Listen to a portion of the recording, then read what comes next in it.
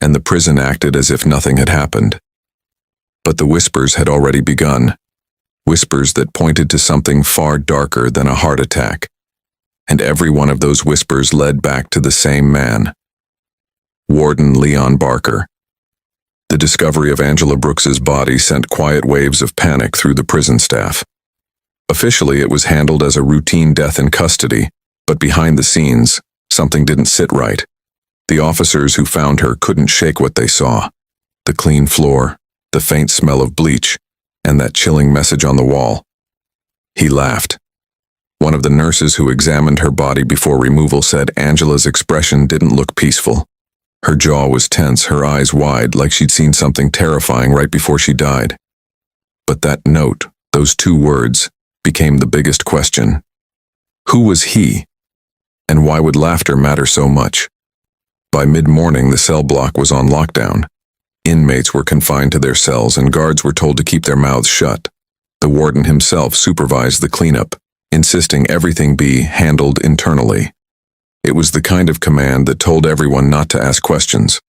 Outside the walls, however, the death of a healthy 33-year-old inmate caught the attention of the local press. They demanded answers. The prison responded with a short statement. An inmate was found unresponsive and later pronounced dead. No foul play suspected. But inside those walls, inmates were already talking. Some claimed they'd heard Angela arguing with the warden days before her death. Others swore they saw her leaving his office late at night wearing a look that wasn't fear, but disgust. When investigators finally entered the prison, they weren't allowed near the East Wing for the first 48 hours.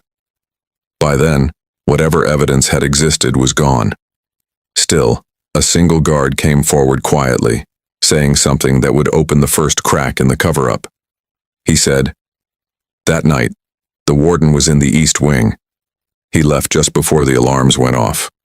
Those words changed everything, because from that moment this wasn't just about Angela's death. It was about what the warden was doing in her cell that night, and why someone wanted it erased so badly. Before her name became a headline, Angela Brooks was just another woman trying to survive a hard life in Birmingham, Alabama.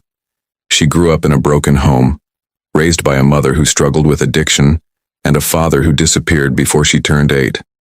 By her early 20s, Angela was already used to fighting for everything: money, respect, and love. She had a sharp tongue, a quick temper, and a charm that could talk her way out of anything. But her choices would eventually lead her behind bars. Angela worked as a